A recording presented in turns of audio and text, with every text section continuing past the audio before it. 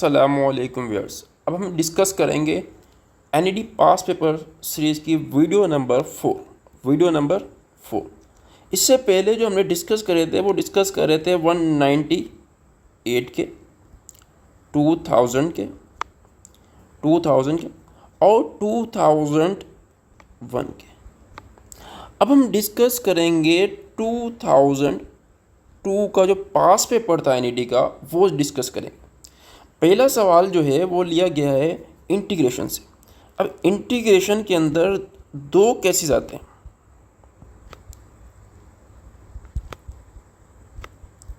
एक हमारे पास होता है इनडेफिनेट, एक हमारे पास होता है इनडेफिनेट, दूसरा हमारे पास होता है डेफिनेट।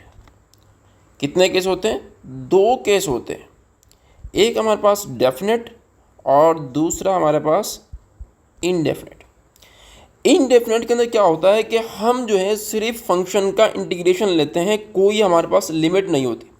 लेकिन डेफिनेट के अंदर हमारे पास अपर एंड लोअर लिमिट्स होती हैं। अपर और लोअर लिमिट्स होती है। तो हम मूव करते हैं इस सवाल की तरफ। यहाँ पर हमारे पास b की वैल्यू हमारे पास है -4। b की वैल्यू हमारे पास कितनी है? -4। देखें, सबसे पहले हम इसको लिखते हैं -4 और a की वैल्यू हमारे पास है -8 dx डिवाइड बाय x + 3। अब सबसे पहले इसका इंटीग्रेशन किस तरीके से निकालें। कोई भी लीनियर फंक्शन अगर डिवाइड के अंदर आ जाए, उसका इंटीग्रेशन जो है वो ln x के बराबर होता है। जो भी फंक्शन नीचे लिखा होगा वो ln के साथ आएगा। क्या कहा है? कोई भी फंक्शन अगर लीनियर आ जाए, वो भी डिनोमिनेटर के अंदर, तो उसका जवाब क्या होता है? ln वो फंक्शन। यहाँ पर क्या है? हमारे पास जवाब क्या होगा? ln x + 3। जवाब क्या होगा? ln x + 3। और हमारे पास लिमिट्स हैं -4 -8। सबसे पहले हम लिमिट्स रखेंगे -4, तो हमारे पास जवाब क्या आएगा? -4 + 3 ln -8 + 3 -4 + 3 ln -1 ln -5। अब देखें, एक रूल हमारे पास क्या है? एक रूल वो डिस्कस करते हैं। अगर लिखा हो ln a divide by b, कोई भी दो नंबर्स डिवाइड हो रहे हों लॉगरिथम के अंदर, तो हम क्या करते हैं? उनको माइनस के अंदर लिखते हैं। ये हमारे पास क्या है? एक रूल है। इस रूल को अप्लाई करना है। अब रूल क्या है कि डिवाइड को हम माइनस को डिवाइड के अंदर कन्वर्ट करेंगे, तो हमारे पास क्या जाएगा? ln -1 divide by -5। Minus minus से कैंसिल, तो हमारे पास जवाब क्या है? ln 1/5। तो सही ऑप्शन कौन सा है? डी। अब हम मूव करते हैं नेक्स्ट क्वेश्चन की तरफ। नेक्स्ट क्वेश्चन हमारे पास क्या है? If 2i + yj + 5k and 3i - 4j + 2k are perpendicular to each other. सबसे पहले हम डिस्कस करते हैं कि दो वेक्टर्स जो हैं वो परपेंडिकुलर कब होते हैं। अगर एक वेक्टर है a और एक वेक्टर है b, अगर परपेंडिकुलर हैं तो उनका जो डॉट प्रोडक्ट है वो 0 के बराबर होता है। दूसरी बात क्या है कि किसी भी दो वेक्टर का डॉट प्रोडक्ट किस तरीके से लेते हैं कि ax bx, a का x कंपोनेंट्स और b का x कंपोनेंट्स, इसी तरीके से ay और by प्लस az bz। किसी भी दो वेक्टर्स का डॉट प्रोडक्ट लेना है तो उसका तरीका ये। अब ये फार्मूला हम लगाएंगे। कंडीशन क्या है कि दो वेक्टर्स परपेंडिकुलर हैं, तो कंडीशन ये है हमारे पास कि इनका जो डॉट प्रोडक्ट है वो 0 के बराबर है। तो इस कंडीशन को इस्तेमाल करते हुए ये बताओ कि y की वैल्यू क्या होगी। तो 2 को 3 से मल्टीप्लाई करेंगे तो हमारे पास क्या जवाब आएगा? 6। y को -4 से मल्टीप्लाई करेंगे तो -4 वाई। 5 को 2 से मल्टीप्लाई करेंगे तो प्लस का 10। अब देखें 6 और 10 दोनों को ऐड करेंगे तो हमारे पास क्या आएगा, 6 और 10 दोनों को ऐड करेंगे तो हमारे पास क्या आएगा 16। प्लस का 16 था, वहाँ जाएगा तो माइनस का 16 हो जाएगा। -16 माइनस 4y, माइनस माइनस से कैंसिल, 4 1 द 1, 4 4 द 16, तो y की वैल्यू हमारे पास क्या आई 4। तो 4 कहाँ लिखा हुआ है, डी। इसका सही ऑप्शन कौन सा है, डी। अब हम मूव करते हैं क्वेश्चन नंबर 3 की तरफ। अब क्वेश्चन नंबर 3 जो है, कभी भी इस तरीके के सवाल आ जाए तो सबसे पहले आप एलन प्रॉपर्टी लगाओ। एलन प्रॉपर्टी क्या है कि कोई भी पावर आ जाए, एलन ये x लिखा हुआ है, इसके ऊपर पावर m है, तो इस पावर को हम बाहर निकाल देते हैं। इस पावर को हम क्या करते हैं, बाहर निकालते हैं। तो इस पर रूल लगाओ, L N 1 plus x divide by 1 minus x की पावर 1/2। पावर बाहर आ जाएगी तो हमारे पास क्या होगा 1/2। इसको नाम दे रहे हैं y का 1/2। अब देखो ये दोनों डिवाइड के अंदर है, तो क्या मैं इनको माइनस के अंदर कन्वर्ट कर सकता हूँ, जी बिल्कुल। अभी बताया था आपको कि कोई भी लॉग के अंदर दो नंबर्स डिवाइड कर रहा हूँ या दो फंक्शन डिवाइड कर रहा हूँ तो उनको माइनस के अंदर लिख सकते हैं। अब मैं इसका डेरिवेटिव लूँ, अगर मैं अब इसका डेरिवेटिव लूँ तो मेरे पास क्या आएगा, अब मैं इसका डेरिवेटिव लूँ, देखें y डैश कांस्टेंट सेम रहेगा। इसका डेरिवेटिव क्या आएगा, ln का डेरिवेटिव क्या होता है, अगर हमारे पास कोई भी फंक्शन है और ln के साथ लिखा हुआ तो नीचे हम फंक्शन लिखते हैं और साथ ही साथ उसका डेरिवेटिव। अब देखें इसका डेरिवेटिव लेंगे तो ln 1/1 प्लस एक्स, तो ये हमारे पास क्या आ जाएगा, नीचे आ जाएगा। और 1 प्लस एक्स का डेरिवेटिव क्या आएगा, 1 का 0 x का 1, तो हमारे पास क्या आएगा 1 आएगा, 1 लिखने की ज़रूरत नहीं, माइनस इसका डेरिवेटिव लें। सबसे पहले हम इसको सेम लिखेंगे 1 माइनस एक्स। अब देखिए 1 माइनस एक्स, 1 का डेरिवेटिव 0 माइनस एक्स का -1। माइनस को माइनस से मल्टीप्लाई करेंगे तो हमारे पास क्या आएगा, माइनस को माइनस से मल्टीप्लाई करेंगे तो हमारे पास क्या आएगा प्लस, और इसका एलसीएम लेंगे, इसका एलसीएम लेंगे तो हमारे पास क्या आएगा 1 प्लस एक्स और 1 minus X, 1 plus X 1 minus x.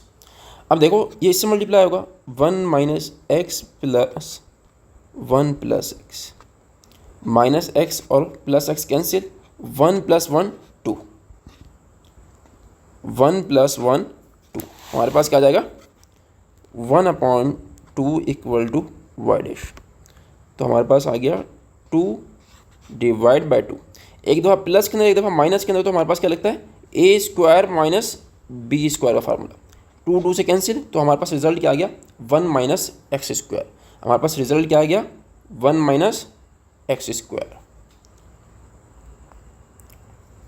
Result हमारे पास क्या है 1 माइनस एक्स स्क्वायर। अब हम मूव करते हैं नेक्स्ट क्वेश्चन की तरफ। नेक्स्ट क्वेश्चन हमारे पास क्या है, find the area under the curve above the Y axis. Area मालूम करो, find the area under the curve above the Y axis. अब हमने एरिया मालूम करना है, तो एरिया मालूम करने का तरीका क्या है, सबसे पहले अगर कोई भी फंक्शन दिया है और उसकी अपर और लोअर लिमिट दी है और ये फंक्शन है, अगर मैं इसका जो रिजल्ट आएगा वो रिप्रेजेंट करता है एरिया को। अब देखें ये फंक्शन है हमारे पास, लिमिट हमारे पास क्या है 2 minus 2 x square plus 2 dx। अब एक रूल पढ़ते हैं, एक रूल हमारे पास क्या है, अगर हमारे पास ऊपर और नीचे नंबर जो है वो सेम हो, फ़र्क जो है माइनस का हो, तो हम फंक्शन को चेक करते हैं फंक्शन इवन है या ऑड है। फंक्शन इवन है या ऑड है। अगर फंक्शन इवन है तो इसका आंसर जो है वो 0 के बराबर होता है। अगर फंक्शन ऑड है तो इसका आंसर क्या होता है, 2 0 a f x dx। अब देखो यहाँ फंक्शन कौन सा है, यहाँ फंक्शन कौन सा है, एक्स स्क्वायर प्लस 2, ये कौन सा फंक्शन है, ये नीदर फंक्शन है। ये कौन सा फंक्शन है, नीदर फंक्शन है। अब हम लगाएंगे इस पे, पहले इसका इंटीग्रेशन लो तो हमारे पास क्या आएगा, x cube upon 3 plus 2 x. उसके अंदर पहले 2 रखो, उसके अंदर क्या करो, पहले 2 रखो और 2 का क्यूब लो तो हमारे पास क्या आएगा, 8/3 प्लस 2 रखेंगे तो क्या आएगा 4।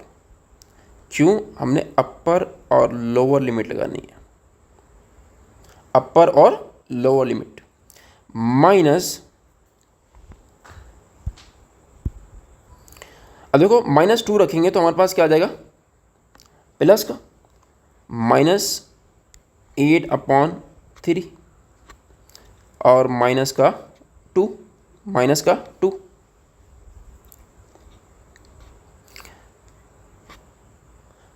को मल्टीप्लाई करेंगे माइनस का 4। अब देखिए minus minus plus, minus minus plus, तो मतलब ये दोनों रकम क्या है, सेम है। तो मैं बाहर 2 लिख दूंगा। 2, 3 को 4 से मल्टीप्लाई करेंगे 12, 12 को 8 में ऐड करेंगे तो 20/3 विच इज़ इक्वल टू 40/3। तो हमारे पास जो सही ऑप्शन क्या है, 40/3 विच इज़ डी। अब हम मूव करते हैं नेक्स्ट क्वेश्चन की तरफ। एक स्कूल है जिसके अंदर 70 स्टूडेंट्स हैं। अब इसके अंदर 2 किस्म के प्लेयर्स हैं, एक है हॉकी खेलता है और दूसरा है फुटबॉल खेलता है। कितने परसेंट, एक है 78 और एक है 65। अगर हम 700 का 78% लेंगे तो हमारे पास कितने आएंगे, 546। अगर हम 65% लेंगे तो हमारे पास कितने आएंगे, 455।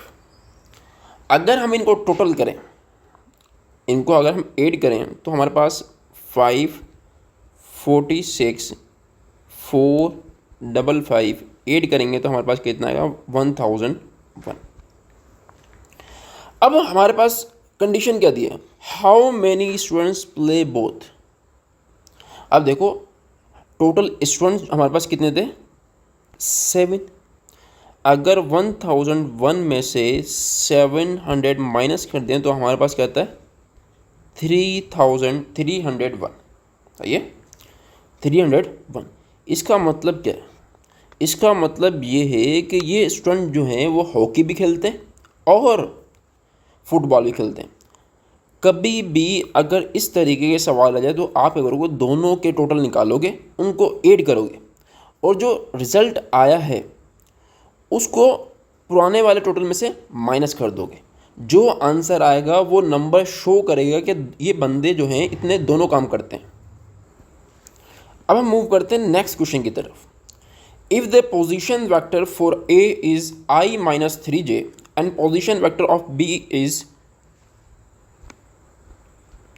2i - 5j, then the value of A B vector. सबसे पहले अगर हमारे पास ये x है और ये y है, ये हमारे पास x है और ये y, इसमें एक पोजीशन वेक्टर है x, a नाम दे दिया जिसको, और एक पोजीशन वेक्टर है b, ये b। अब एक लाइन इस तरीके से ज्वाइन कर रही है, इस तरीके से ज्वाइन कर रही है। ये हमारे पास a है और ये हमारे पास क्या है, b।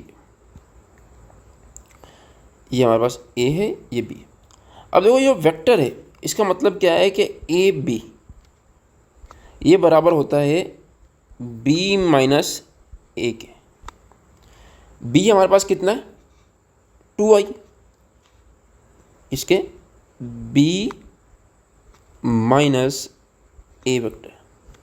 बी हमारे पास कितना है, 2i माइनस 5j माइनस ए हमारे पास कितना है, i माइनस 3j।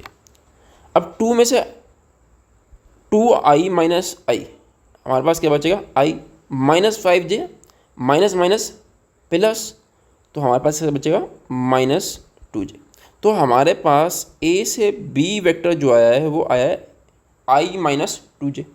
अगर सवाल क्या पूछा है कि इसकी मैग्नीट्यूड कितनी होगी, सवाल क्या पूछा है कि इसकी मैग्नीट्यूड कितनी होगी, उसका तरीका क्या है कि रियल पार्ट का, सॉरी i के साथ जो नंबर लिखा होगा उसका स्क्वायर प्लस j के साथ जो नंबर लिखा होगा उसका स्क्वायर। 1 का स्क्वायर करूँगा तो 1 आएगा, माइनस 2 का स्क्वायर करूँगा तो 4 आएगा, तो 1 प्लस 4 इक्वल टू 5, रेडिकल 5। तो a से लेकर b तक की जो मैग्नीट्यूड होगी वो कितनी होगी, रेडिकल 5। तो इसका सही ऑप्शन कौन सा है, b। अब हम मूव करते हैं नेक्स्ट क्वेश्चन की तरफ। नेक्स्ट क्वेश्चन हमारे पास क्या है, अब ये बताओ कि जो पॉइंट है वो इलिप्स पे लाई करता है या नहीं करता। मिसाल के तौर पर ये एक इलिप्स है, अब एक पॉइंट है हमारे पास, पॉइंट x1, y1 और एक पॉइंट यहाँ है और एक पॉइंट यहाँ, ये 3 पॉइंट हैं, P1, P2 और P3। अगर हमारे पास कोई भी इलिप्स की इक्वेशन है, उसके अंदर ये पॉइंट रखें,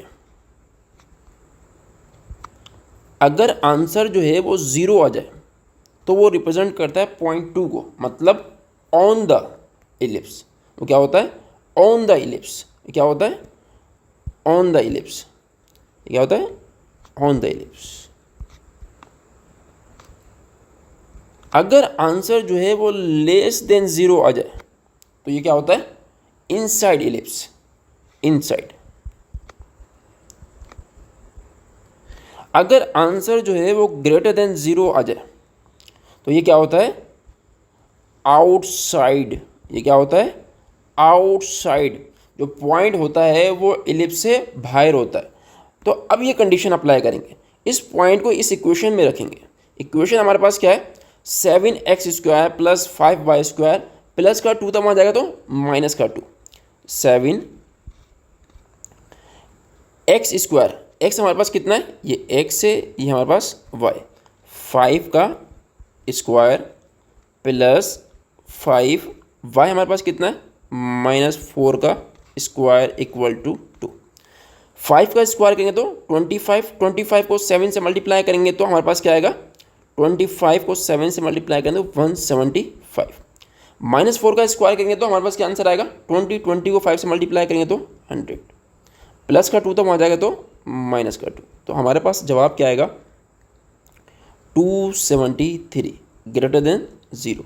तो इसकी मतलब क्या है कि ग्रेटर देन 0, तो पॉइंट क्या है, आउटसाइड। तो ए ऑप्शन क्या है, सही ऑप्शन है। अब हम मूव करते हैं नेक्स्ट क्वेश्चन की तरफ। नेक्स्ट क्वेश्चन हमारे पास क्या है, the nth term of the following sequence. इसकी nth टर्म बताओ क्या होगी। सबसे पहले किसी भी सीक्वेंस की अगर nth टर्म मालूम करनी है तो वो पता होना चाहिए कि वो अर्थमेटिक के अंदर है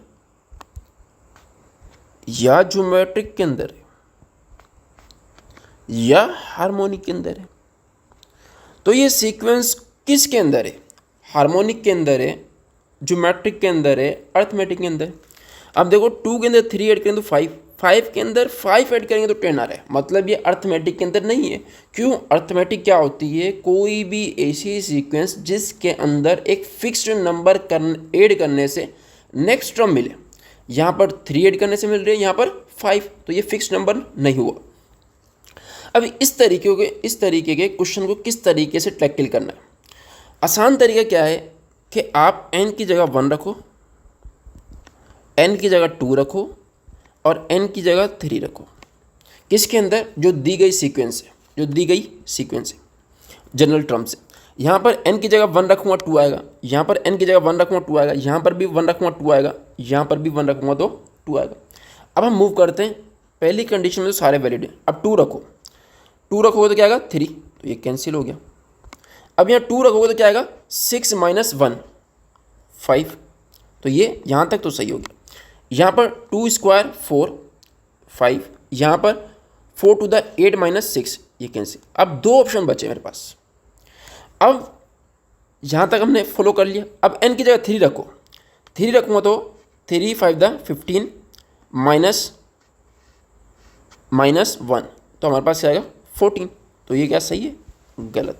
यहाँ पर देखो 3 का स्क्वायर करूँ तो 9 + 1 = 10, तो सही ऑप्शन कौन सा है, सी। कभी भी ऐसे सीक्वेंस आ जाए जो ना अर्थमेटिक के अंदर ना ज्योमेट्रिक के अंदर और उसकी nth टर्म मालूम करने के लिए कहा जाए तो तरीका यह है कि जो दी गई सीक्वेंस है जनरल टर्म में उसके अंदर आप n की वैल्यू रख के चेक कर लें, जहाँ जो रिजल्ट आ रहा हो अगर उसे मैच कर रही हो जो गिवन सीक्वेंस है तो वो सही है। अब हम मूव करते हैं नेक्स्ट क्वेश्चन की तरफ।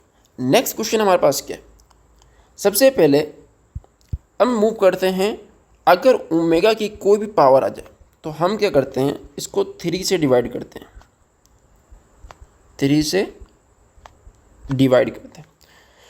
अब जो भी रिमाइंडर बचेगा डिवाइड करने से, रिमाइंडर बचेगा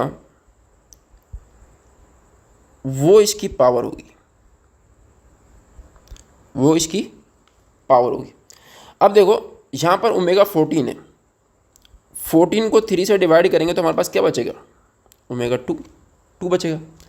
इसी तरीके से 16 को 3 से डिवाइड करेंगे तो क्या बचेगा, 1 बचेगा, तो ओमेगा 1। तो इसका मतलब ये है ओमेगा स्क्वायर प्लस ओमेगा पूछ रहा है कि वो किसके बराबर है। तो हमारे पास एक फार्मूला होता है 1 + ओमेगा स्क्वायर = 0। अगर यहाँ से हमें ओमेगा प्लस ओमेगा स्क्वायर की वैल्यू निकालनी तो प्लस का 1 है वहाँ जाएगा तो माइनस का 1 हो जाएगा, तो ओमेगा प्लस ओमेगा स्क्वायर = -1, ये हमारे पास। तो इसका आंसर सही कौन सा है, ए। अब हम मूव करते हैं नेक्स्ट क्वेश्चन की तरफ। नेक्स्ट क्वेश्चन हमारे पास क्या, अगेन इंटीग्रेशन से लिया गया। अब सबसे पहले मैं इसको सिंप्लीफाई करके लिखता हूँ। सिंप्लीफाई करने का मतलब क्या है कि x divide radical x plus a divide by radical x। आपको एक बात आप रिकॉल करें कि मैंने आपको कहा था कि इंटीग्रेशन से कम 2 से 3 सवाल लिए जाते हैं। यहाँ पर भी ये दूसरा सवाल है इंटीग्रेशन का, तीसरा बल्कि सवाल है इसी पेपर के अंदर। तो इंटीग्रेशन की जो वर्थ है वो काफ़ी वैल्यूएबल है, तो इसको कम से कम ज़्यादा से ज़्यादा इसको बंदा टाइम दे। अब जो है इसका तरीका क्या है सॉल्व करने का, x divide by radical x। x का मतलब क्या होता है कि radical x multiply by radical x, तो हमारे पास जवाब क्या आ जाएगा यहाँ रेडिकल x, और यहाँ क्या आएगा 8x की पावर -1/2 dx। अब इंटीग्रेशन का रूल क्या है कि पावर के अंदर एक ऐड कर दो। अगर पावर जो है इंटीग्रेशन का रूल क्या है कि पावर के अंदर एक ऐड कर दो। अब पावर हमारे पास कितनी है 1/2, 1/2 के अंदर एक ऐड करूँगा तो मेरे पास क्या आ जाएगा 3/2, और इसी से डिवाइड करना है, 3/2 से डिवाइड करना है, तो हमारे पास ऊपर क्या जाएगा 2/3। अब देखो -1/2, 8 -1/2 के अंदर 1/2 ऐड करेंगे तो 1/2 डिवाइड बाय 1/2, ये डिवाइड करा ऊपर जाएगा तो मल्टीप्लाई करेगा, तो हमारे पास जवाब क्या आएगा 2/3 x 3/2 प्लस 16 x 1/2। देखिए यहाँ कहीं लिखा हुआ है, तो फर्स्ट ऑप्शन ही सही है। अब देखें question number 11, if a 50 centimetre long wire is made as square circle rectangle and equilateral triangle, किसका मैक्सिमम एरिया होगा। अगर हमारे पास एक वायर है जिसकी लेंथ जो है वो 50 सेंटीमीटर है, उससे आपने सर्किल बनाया है, स्क्वायर बनाया है और ट्रायंगल बनाया है, और पूछा है कि एरिया किसका ज़्यादा होगा, तो एरिया सबसे ज़्यादा किसका होगा सर्किल का। एरिया सबसे ज़्यादा किसका होगा? सर्किल का। अब हम मूव करते हैं नेक्स्ट क्वेश्चन की तरफ। अ मैन कैन रो का मतलब यहाँ है flow 90 km/h in still water. It takes twice as long to row up as it does down stream. Find the rate of flow of the stream. मतलब क्या है, यहाँ पर देखो, इसको क्या लग रहा है, टाइम ज़्यादा। कितना? ट्वाइस। कितना? It takes twice as long to row up as it does down the stream. Find the rate of the flow of stream. अगर एक बंदा जो है वो काम करने के अंदर कोई ज़्यादा टाइम ले रहा है तो इसका मतलब ये जो रेट ऑफ फ्लो है उसका वो कम है। अब 2 दुगना ले रहा है तो मतलब इसका जो रेट ऑफ फ्लो है वो हाफ है। 9 का हाफ करेंगे तो हमारे पास क्या आएगा? 4.5 km/h विच इज़ द सी। अब हम मूव करते हैं नेक्स्ट क्वेश्चन की तरफ। अब नेक्स्ट क्वेश्चन हमारे पास क्या है? अगर 2 मैट्रिसेस इक्वल हैं तो इसका मतलब ये है कि पहला एलिमेंट पहले के साथ बराबर है, दूसरा एलिमेंट दूसरे के साथ बराबर है, तीसरा एलिमेंट तीसरे के साथ बराबर है। इसका मतलब ये है कि x - 2y = 2, 2x + y = 4। अब ये 2 इक्वेशन है। अब ये 2 इक्वेशन जो हैं इसको हमने सॉल्व करना है। तो हम क्या करेंगे, सबसे पहले इनके जो कोफिशिएंट हैं या तो x के या तो y के वो सेम करेंगे। तो मैं क्या कर रहा हूँ, इसको मल्टीप्लाई कर रहा हूँ 2 से, मल्टीप्लाई बाय 2। तो मेरे पास क्या आ जाएगा? 2x - 4y = 4। ये इक्वेशन 2 थी, ये इक्वेशन 1 थी। अब यहाँ पर देखो 2x + y = 4, इसमें से माइनस कर दो, माइनस माइनस माइनस, ये कैंसिल, ये कैंसिल, -4y - y -5y = 0। तो y की वैल्यू क्या आ गई? 0। अब देखो इस इक्वेशन में रखो या इस इक्वेशन में रखो, आपकी y की वैल्यू आ जाएगी, सॉरी x की वैल्यू आ जाएगी। तो इसमें रखने से put in equation number 2, put in equation number 2। Equation number 2 में रखेंगे तो हमारे पास क्या आंसर आएगा? 2x = 4, x = 2, x = 2। तो हमारे पास सही ऑप्शन कौन सा है? 2,0, 2,0 विच इज़ सी। अब हम मूव करते हैं नेक्स्ट क्वेश्चन की तरफ। नेक्स्ट क्वेश्चन हमारे पास क्या है? अगर हमारे पास एक In how many ways it can 5 books of chemistry and 4 books of physics, 4 books of physics be placed in a shelf so that the books on the same subject always remain together? अब देखो, सबसे पहले मैंने इसके 2 question कर दिए, एक chemistry का और एक फिजिक्स का। एक केमिस्ट्री का, ये फिजिक्स का। अब इनकी अरेंजमेंट कितनी पॉसिबल है? या तो मैं यहाँ फिजिक्स वाले को रखूँ और यहाँ केमिस्ट्री वाले को, यहाँ केमिस्ट्री वाले को, यहाँ फिजिक्स वाले को। तो इनकी अरेंजमेंट कितनी पॉसिबल है? 2 फैक्टोरियल, मतलब 2। अब देखिए केमिस्ट्री की बुक कितनी है? 5, और फिजिक्स की कितनी है? 4। अगर मैं केमिस्ट्री की जो बुक्स हैं वो आपस में अरेंज करूँ तो कितनी आएंगी? 5 फैक्टोरियल। फिजिक्स की बुक्स आपस में अरेंज करूँ कितनी आएगी? 4 फैक्टोरियल। इनको आपस में क्या करना है? मल्टीप्लाई करना है। 5 फैक्टोरियल बराबर किसके होता है? 120 के। और 4 फैक्टोरियल बराबर किसके होता है? 24 के और 2। इनको मल्टीप्लाई करेंगे तो हमारे पास क्या आएगा? 24 को 4 से मल्टीप्लाई करेंगे तो 48, और 48 को 20 से मल्टीप्लाई करेंगे तो हमारे पास तकरीबन भी सी ऑप्शन आएगा, तकरीबन भी सी ऑप्शन आएगा। अब 2 कॉम्प्लेक्स नंबर को मल्टीप्लाई डिवाइड करना है, 2 कॉम्प्लेक्स नंबर को डिवाइड करना है। तो हम सबसे पहले उसका फार्मूला चेक करते हैं कि 2 कॉम्प्लेक्स नंबर को अगर a, b है उसको डिवाइड करते हैं c, d से। तो हमारे पास फार्मूला क्या आता है? AC - BD अब दो कॉम्प्लेक्स नंबर को आपस में डिवाइड करना है, तो हमारे पास फार्मूला क्या है, A C minus B D divide by C square plus D square comma B C minus A D upon C square plus D square. अब देखो, अगर हम मल्टीप्लाई करते हैं, मल्टीप्लाई के अंदर पहले माइनस होता है फिर प्लस होता है, डिवाइड के अंदर पहले प्लस होता है और फिर माइनस होता है, तो यहाँ क्या आएगा, प्लस आएगा और यहाँ माइनस आएगा। अब इसको हम इस तरीके से लिखें 4 कोमा माइनस 3 माइनस 1 कोमा 2। तो तरीका क्या है, पहले तो इस रकम का स्क्वायर करो, -1 का स्क्वायर करेंगे तो 1, 2 का स्क्वायर करेंगे तो 4, तो 1 प्लस 4, 1 प्लस 4। अब देखो 4 को -1 से मल्टीप्लाई करें तो -4, -3 को -2 से मल्टीप्लाई करें -6, इसको इससे मल्टीप्लाई करो, -3 को -1 से मल्टीप्लाई करें तो माइनस के B C minus A D, A C plus B D, B C minus A D, -3 को -1 से मल्टीप्लाई करें तो प्लस का 3 और 4 को 2 से मल्टीप्लाई करें तो माइनस का 8। तो हमारे पास रिजल्ट क्या आएगा, -4 -6 -10 डिवाइड बाय 5 और -5 डिवाइड बाय 5, 5 1 1, 5 2 10, 5 5 कैंसिल। तो हमारे पास जवाब क्या आ गया, -2 -1।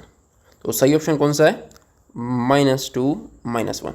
इसको हम इस तरीके से भी लिख सकते हैं, अगर -2 -1 लिखा है तो इसका मतलब क्या है, -2 रियल पार्ट है और -1 जो है इमेजिनरी पार्ट है। तो सही ऑप्शन कौन सा है, सी। अब हम मूव करते हैं नेक्स्ट क्वेश्चन की तरफ।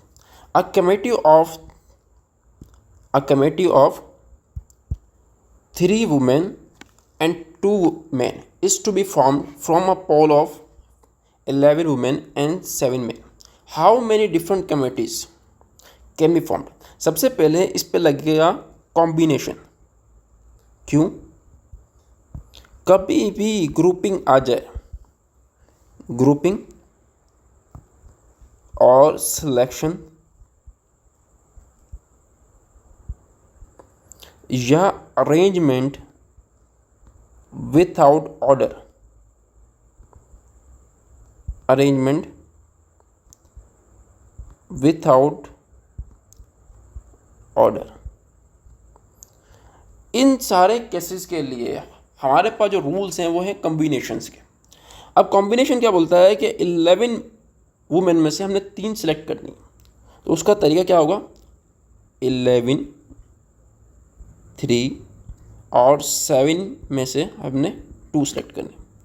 अब देखो शॉर्टकट क्या है, अगर हमारे पास नीचे जो नंबर लिखा होता है यहाँ से लेकर 3 नंबर लिखने, कितने नंबर लिखने, 3, 11 10 और 9 डिवाइड बाय इस नंबर के फैक्टोरियल से।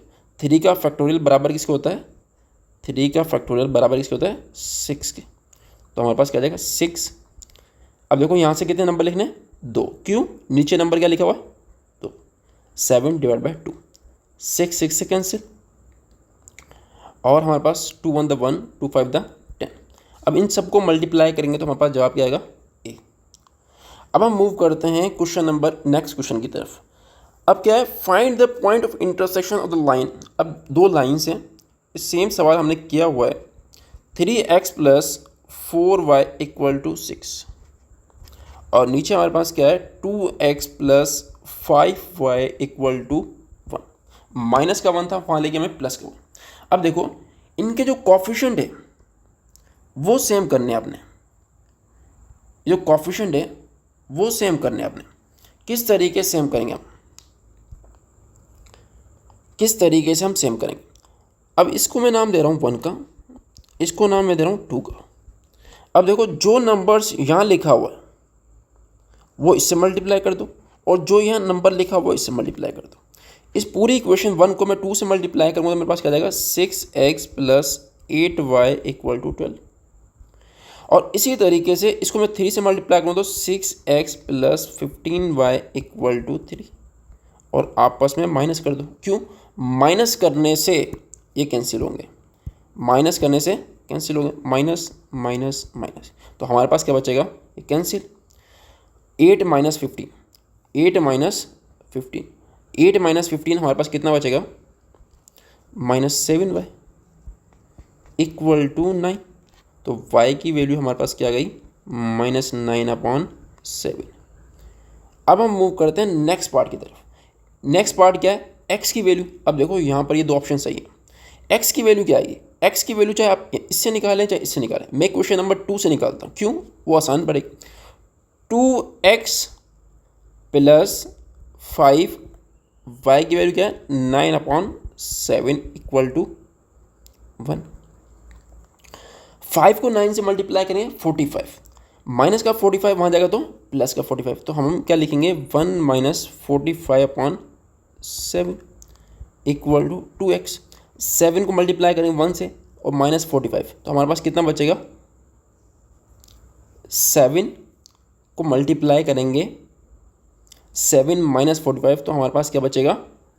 -38/7। 2 यहाँ मल्टीप्लाई करें तो वहाँ जाएगा तो डिवाइड करेगा।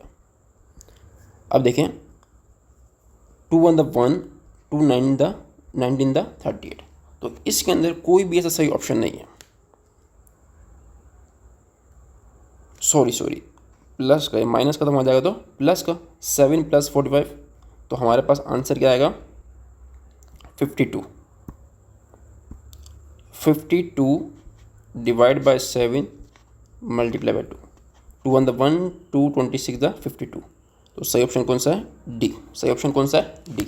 अब हम मूव करते हैं नेक्स्ट पार्ट की तरफ। इफ़ a इक्वल टू 80, 80 क्या है? सबसे पहले हमारे पास ट्रांसपोज किसका? मैट्रिक्स का। किसी भी मैट्रिक्स का अगर हम ट्रांसपोज लें और वो सेम आ जाए तो उसको हम साइमेट्रिक कहते हैं। उसको हम क्या कहते हैं? साइमेट्रिक। किसी भी मैट्रिक्स का अगर ट्रांसपोज लें और वो सेम आ जाए तो उसको हम क्या बोलते हैं? साइमेट्रिक। अगर उसका ट्रांसपोज लें -a के बराबर आ जाए तो उसको हम क्या बोलते हैं? स्क्यू। उसको हम क्या बोलते हैं? स्क्यू। अब देखें ये कौन सा है? अगर a बराबर है 80 ट्रांसपोज के तो बराबर किसी होगा? साइमेट्रिक के। तो a हमारे पास क्या है? साइमेट्रिक। तो इसका सही ऑप्शन कौन सा है? a। अब हम मूव करते हैं नेक्स्ट क्वेश्चन की तरफ।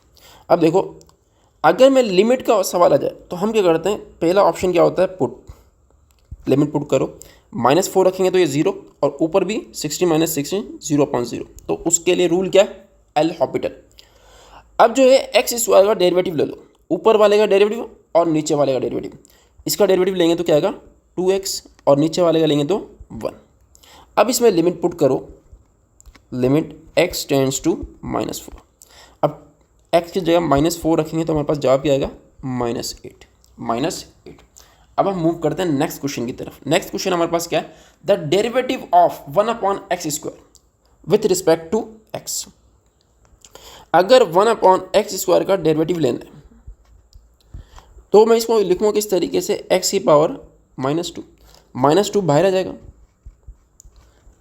और पावर में से कम कर दो -3, विच इज़ इक्वल टू -2/x की पावर 3। अब मेथड 2 क्या है? Method 2 shortcut. अगर हमारे पास कभी भी अपॉन के अंदर आ जाए तो पावर देखो क्या लिखी हुई है? 2, तो ऊपर ले आओ माइनस के अंदर और नीचे पावर के अंदर एक ऐड कर दो। ये जवाब है। देखिए कितना इजी है। अब हमें सवाल दिया डेरिवेटिव से, again sin³ with respect to x। एक फंक्शन है y = sin³ सबसे पहले इस पर रूल कौन सा लगेगा? इस पर लगेगा पावर रूल। एक बेस है और पावर है, तो तरीका क्या है उसका डेरिवेटिव लेने का? पावर बाहर आती, फिर पावर में से एक कम, फिर डेरिवेटिव ऑफ बेस, यह रूल लगेगा। तो यहाँ पर भी सेम रूल लगेगा, तो सेम रूल हम अप्लाई करेंगे। पावर बाहर आएगी तो 3, पावर में से कम करेंगे तो sin², 3 में से कम करें तो 2। अब साइन का डेरिवेटिव क्या होता है? cos x। तो हमारे पास इस पूरे फंक्शन का जो डेरिवेटिव आया है वो क्या है, D, 3 sin square x cos x. अब हम मूव करते हैं नेक्स्ट क्वेश्चन की तरफ। नेक्स्ट क्वेश्चन क्या लिखा हुआ है, the integral of radical x. अगर रेडिकल एक्स का इंटीग्रेशन लें तो हमारे पास क्या आएगा। अब रूल क्या है कि अगर हमारे पास कोई भी फंक्शन है एन, एक्स से वेरिएबल है, उसकी पावर में हम क्या करते हैं, एक ऐड करते हैं और इसी से डिवाइड करते हैं प्लस सी। तो हम क्या करेंगे, एक्स 1/2 है तो 1/2 के अंदर 1 ऐड करेंगे और नीचे उसी से डिवाइड करेंगे। 1/2 प्लस 1 ये बराबर किसके होगा, 3/2 के। तो हमारे पास क्या होगा, 3/2 वो बराबर क्या हो जाएगा, 2/3 एक्स 3/2। देखो यहाँ क्या लिखा हुआ, 3/2 पावर सही है, तो यहाँ क्या होना चाहिए ना 2/3। यहाँ पर देखो 2/3 पावर चेंज कर दी, तो इसका सही ऑप्शन कौन सा है, डी। अब हम मूव करते हैं नेक्स्ट क्वेश्चन की तरफ। नेक्स्ट क्वेश्चन क्या है कि अगर x प्लस वाई बराबर है 8 के, एक्स वाई बराबर है 15 के, और X square plus Y square की वैल्यू क्या होगी। अगर x प्लस वाई बराबर है 8 के तो दोनों तरफ स्क्वायर ले लें तो हमारे पास क्या आ जाएगा, x प्लस वाई का होल स्क्वायर बराबर होगा 64 के। इसको हम a प्लस बी के होल स्क्वायर से खोलेंगे तो X square plus 2xy plus Y square equal to 64। अब देखो X square plus Y square की वैल्यू मालूम करनी है। एक्स वाई की वैल्यू कितनी दी है, 15। एक्स वाई की वैल्यू कितनी दी है, 15। अगर मैं इसकी जगह 15 रखूँ, 2 को 15 से मल्टीप्लाई करूँ तो 30, प्लस का 30 मान जाएगा तो माइनस का, तो X square plus Y square equal to 64 minus 30 which is equal to 34। तो सही ऑप्शन कौन सा है, सी। अब हम मूव करते हैं नेक्स्ट क्वेश्चन की तरफ। This is the last question. अब इसके लिए मेथड कौन सा अप्लाई होगा। सबसे पहले कोई भी मैट्रिक्स से उसका डिटरमिनेंट निकालना है। मिसाल के तौर पे के आ गया। अब एक मैट्रिक्स है जिसको मल्टीप्लाई कर दिया 2 से और उसके बाद उसका डिटरमिनेंट लिया, तो अक्सर बच्चे क्या समझते हैं कि ये इसका जवाब होगा 2k। इसका जवाब क्या होना चाहिए, 2k, जो कि गलत है, जो क्या है, गलत है। इसका जवाब डिपेंड करता है सबसे पहले इसके ऑर्डर पर। अगर इसका ऑर्डर जो भी लिखा हुआ है, अगर 2 है तो पावर 2 आएगी, अगर पावर ऑर्डर 3 है तो पावर 3। मिसाल के तौर पर ये n लिख दिया मैंने। n किसको शो करता है, ऑर्डर को। ये फार्मूला लगाएंगे। अब देखिए यहाँ पर क्या लिखा है, एक स्क्वायर मैट्रिक्स है जिसका ऑर्डर 3 है, मतलब n की वैल्यू कितनी है, 3, और a का डिटरमिनेंट कितना है, 5। तो बताओ a की वैल्यू 2/2 a की वैल्यू क्या होगी, उसका फार्मूला क्या होगा, 2, 3 और a का डिटरमिनेंट। 2a का डिटरमिनेंट क्या होगा, 2 की पावर 3 a का डिटरमिनेंट। 2 की पावर 3 बराबर किसे, 8 a का डिटरमिनेंट। a का डिटरमिनेंट कितना है, 5। 5 को 8 से मल्टीप्लाई करेंगे तो 40। सही ऑप्शन कौन सा है, ए।